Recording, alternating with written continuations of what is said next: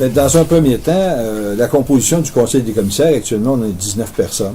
Un président élu au suffrage universel, 14 commissaires représentant tous les milieux de la Naudière-Nord et 4 commissaires par an, dont un représentant des élèves en difficulté et déficience d'apprentissage et d'adaptation.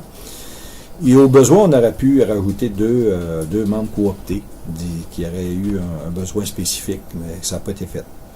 Un conseil qui atteint la parité homme-femme et dont plus de 75% d'élus ont des enfants ou des petits-enfants à l'école. Le directeur général participe aux séances, mais n'a pas de droit de vote. Également, les 4 commissaires par an, actuellement, n'ont pas de droit de vote, mais ce qu'on demande, c'est qu'il ait le droit de vote. Les directions de service également sont présentes aux séances. La mission de la commission scolaire, c'est promouvoir et valoriser l'éducation publique sur son territoire, de planifier, coordonner les services éducatifs au bénéfice des personnes relevant de sa compétence et de s'assurer de la qualité des services. Elle a également pour mission de veiller à la gestion efficace et efficiente des ressources humaines, matérielles et financières dont elle dispose, à la réussite des élèves en vue de l'atteinte d'un plus haut niveau de scolarisation et de qualification de la population et de contribuer dans la mesure prévue par la loi au développement social, culturel et économique de la région. Depuis quelques années, on constate une augmentation de près de 10% de moins des élèves moins de 20 ans, diplômés et qualifiés entre 2011, 2012 et 2013, 2014. En 2007-2008, le pourcentage de décrocheurs était 43%. En 2009-2010, il a baissé à 30%. En 2011-2012, il était de 27,4%. Donc, une amélioration au niveau de la diplomation et de l'abandon scolaire. C'est les dernières statistiques qui sont disponibles. Le Conseil des commissaires c'est un conseil d'administration qui a le rôle de, comme j'ai dit, de répartir équitablement les ressources à travers notre commission scolaire, dépendamment des besoins de chaque milieu. C'est pour ça qu'on dit qu'avec le nouveau projet de loi 86, si c'est décidé hors de la région, les décisions importantes sont décidées hors de la région, peut-être que nos besoins spécifiques dans chacun de nos milieux vont être peut-être bafoués par endroits ou écartés des principaux objectifs de notre région, qui est une région rurale. On a beaucoup de petits milieux, de petites écoles, et si c'est plus dans la région que se prennent les décisions, parce que quand on est des élus, on est redevable à la population du secteur qui nous a élus, et à ce moment-là, on se doit d'avoir des décisions en fonction des besoins de nos élèves et de nos petits milieux, ce qui n'est pas la même chose quand on arrive dans les grands centres. Les coupures, ça fait des années qu'on entend parler de coupures. C'est rare qu'on entend parler d'investissement. Comme là, apparemment, il va y avoir des sous qui vont être réinvestis, mais ça va être quel pourcentage de ce qui a été coupé dans les dernières années? Fait que les répercussions au sein des commissions scolaires et des écoles, qu'est-ce que ça peut être? Ben, je peux peut-être le partir, dans le fond. Oui. C'est un peu pour ça qu'on va décrire, on décrit présentement le projet de loi 86. Dans le fond, quand on parle de répartition équitable, c'est dans nos écoles. Le projet de loi 86, c'est que le Conseil des commissaires qui est en place, on a mis plusieurs mesures depuis plusieurs années dans nos écoles, qui fait que ça a baissé notre taux de décrochage qu'on a mentionné tantôt. Et un nouveau conseil scolaire qui va être mis en place, ça va être des gens nouveaux qui vont être là-dessus, donc des gens qui n'ont aucune expérience au niveau administratif, qui ne connaissent pas non plus la commission scolaire. Et la peur qu'on a présentement, puis je dirais pas la peur, mais la crainte qu'on a présentement, c'est que tout ce qui s'est mis en place depuis plusieurs années, qu'il y ait peut-être une stagnation qui soit, ou peut-être même perdre des acquis qu'on a fait et il a créé des retards dans nos écoles. Donc, c'est des investissements, oui, il y en a dans nos écoles encore. Les coupures, on essaie que les coupures touchent le moins possible les élèves. C'est pour ça que dans les dernières, on a demandé aux directions d'école, aux enseignants, d'identifier eux autres mêmes les coupures dans l'école pour que ça soit le plus loin possible des élèves et que ça ne les affecte pas au niveau de la réussite. Mais il faut penser que quand on n'a pas d'investissement, mais pendant ce temps-là, il n'y a pas d'ajout de ressources, il n'y a pas d'ajout de personnel qui se fait. Donc, il y a des besoins qui sont qu'on comble, mais dans le fond, peut-être pas au maximum qu'on voudrait combler également. Donc, nous, on représente nos milieux, on amène nos préoccupations des milieux vers la commission scolaire, vers le conseil des commissaires, et on amène, à fin de compte, on se sent que les décisions qui soient prises en fonction des besoins des écoles, des besoins des milieux. Et quand on parle d'une répartition équitable des ressources, mais ça ne veut pas dire la même chose partout, mais que l'élève qui est à Saint-Michel-des-Saints, qui ait les mêmes, qui ait besoin, les ressources soient disponibles pour cet élève-là, autant que si l'élève est à Joliette. On peut lui donner la même chance à tout le monde. La même chance à tout le monde, qu'importe l'endroit qui va être sur le territoire. Fait que le but d'un conseil des commissaires, le but, on peut se représenter chacun nos milieux, qu'est-ce qu'on n'aura pas dans le conseil scolaire, mais ça nous permet justement de ramener ces préoccupations-là et s'assurer que les coupures qu'on a depuis plusieurs années, dans le fond, touchent le moins possible au niveau des élèves. Mais il va falloir que les coupures arrêtent un jour parce que on est rendu à l'os. Je peux vous énumérer un petit peu qu'est-ce qu'on fait pour la commission scolaire ou dans certains cas, qu'est-ce qu'on faisait pour contrer le décrochage scolaire. Formation des enseignants. Formation pour dépister tôt, dès le primaire, dépistage par des professionnels des problématiques chez les élèves. Le programme PARI, c'est-à-dire suivre de façon individuelle chaque enfant ou chaque élève en difficulté. La lecture assistée, une approche équilibrée en lecture, une approche équilibrée en écriture, des projets dans les écoles visant le développement des compétences en maths, favoriser les passerelles pour aller en formation professionnelle, valorisation de la formation professionnelle auprès des élèves, demande d'ajout de cartes des programmes en formation professionnelle, application des projets ciblés, PEC au secondaire, c'est des pratiquons ensemble nos compétences, dotation de personnel qualifié, formation des mentors par des conseillers pédagogiques et des plans d'accompagnement auprès des personnels des directions d'école avec une directrice accompagnatrice qui, cette année, je pense, qui a été coupée. C'est une conséquence des coupures. Là où tantôt on a bien insisté avec les maires, où il y a eu beaucoup de questionnements, c'était au niveau des cartes en programme de formation professionnelle. On n'a pas beaucoup dans la région. Ça, c'est des demandes qu'on fait au ministère à chaque année. Puis c'est des demandes qu'on fait au niveau régional. Ils n'accordent plus de cartes dans chacune des commissions scolaires, mais au niveau régional. Donc, on doit s'asseoir avec les autres instances de formation et de discuter où va aller la carte. Et on n'a pas beaucoup. C'est des demandes qu'il faut refaire année après année. Et quand c'est des cartes qui dans des formations où il y a de la construction, à ce moment-là, c'est la CCQ qui va approuver le nombre de groupes qu'on peut rouvrir, mettons, en menuiserie. Ils vont dire, même si on a une demande pour 5 groupes, si eux autres déterminent que, d'après les entrées et les sorties de leurs travailleurs, ils ont besoin d'un groupe, c'est un groupe qu'on va être autorisé à donner. C'est difficile d'obtenir les cartes quand les autres en ont. Et dans la région, vu qu'on est dans un milieu défavorisé, c'est comme j'ai dit tantôt, les gens n'ont pas les sous nécessaires pour s'acheter un auto puis voyager, puis encore moins pour aller demeurer sur le territoire, mettons, de Laval, exemple. Ou les élèves de se déplacer ou d'aller demeurer dans les régions où se donnent le cours qu'ils veulent avoir. C'est pour ça qu'année après année, on demande dans notre région d'avoir de plus en plus de cartes de formation professionnelle. Il y a la valorisation aussi de la formation professionnelle. Il y a des personnes qui disent « Ah, ben si t'es pas bon, tu t'en vas là-dedans. » C'est pas ça. Quelqu'un qui va se faire un métier, va faire un bon métier, un cours de métier, va gagner parfaitement sa vie.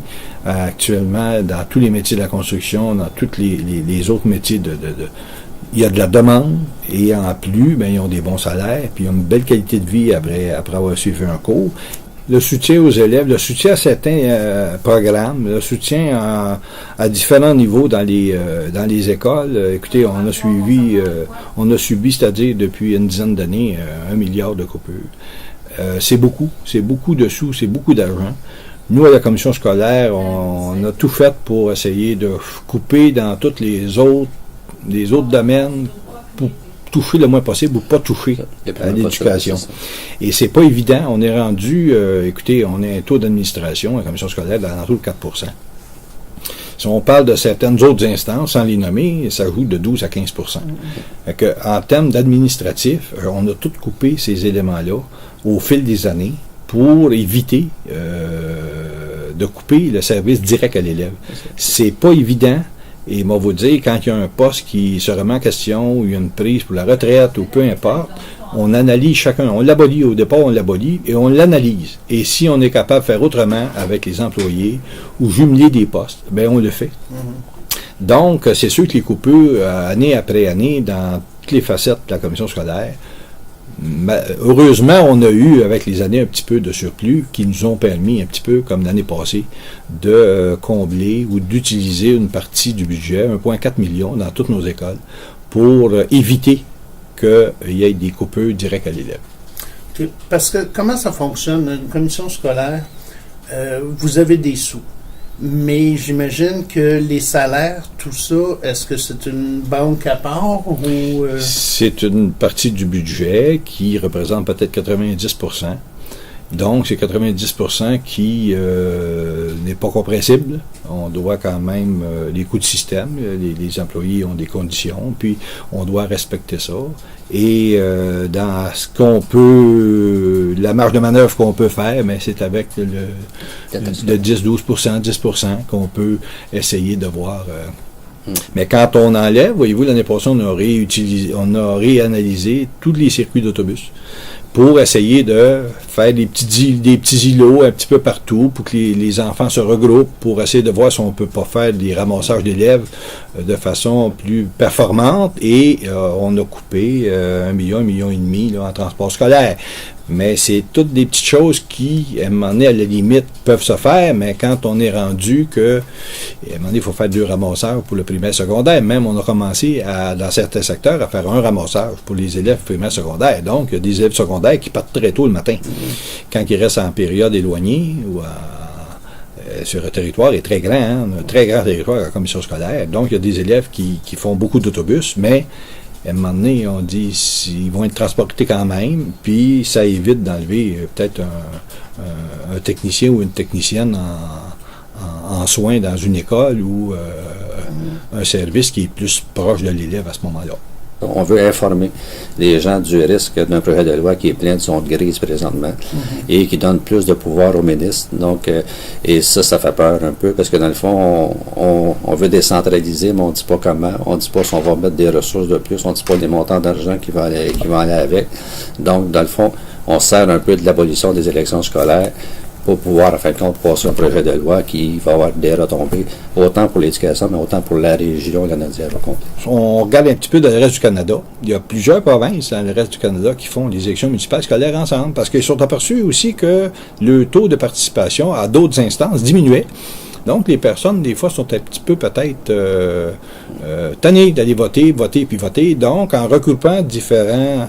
Il y a un bulletin de vote qui apparaît, les noms des personnes concernées qui se présentent et on fait un vote. Et ça se fait en Ontario, puis ça se fait dans plusieurs provinces, autres provinces. Donc, ça serait une façon d'augmenter le taux de participation. C'est sûr qu'on dit que 5%, c'est pas gros. C'est vrai. C'est vrai que c'est pas gros, sauf que, dans la comparaison tantôt, il y a dans certaines écoles secondaires, dans notre région puis dans la province, où il y a des assemblées de parents pour nommer des représentants à chacune des écoles. Et dans les écoles secondaires, parfois, il y a 15-20 parents qui se présentent sur 1200 élèves. Ça, c'est 15-20 parents sur 2000-2500 parents, en moyenne. Donc, c'est quoi? C'est moins de 1%. Et c'est ça qu'ils nous disent, là. Ils nous disent, ça va être mieux, ça. Je comprends pas. J'ai de la misère. Il y a beaucoup d'incongruités dans le projet de loi et il y a des choses, là, le lien entre les écoles et la commission scolaire.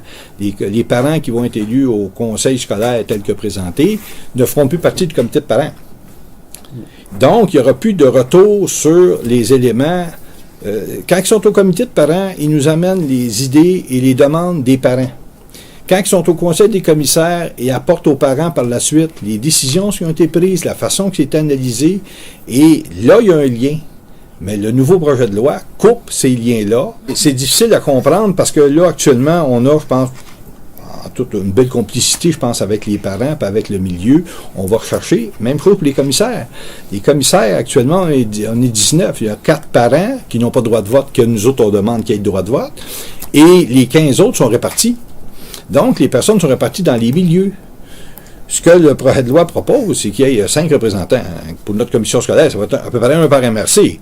Donc, la personne va être capable d'aller dans 10-15 écoles, les conseils d'établissement, suivre les activités de la commission scolaire, les comités, le lien qu'on a avec aussi les partenaires, les municipales, un peu tous les partenaires avec qui on inscrit des ententes d'utilisation des locaux. On a plein de ça.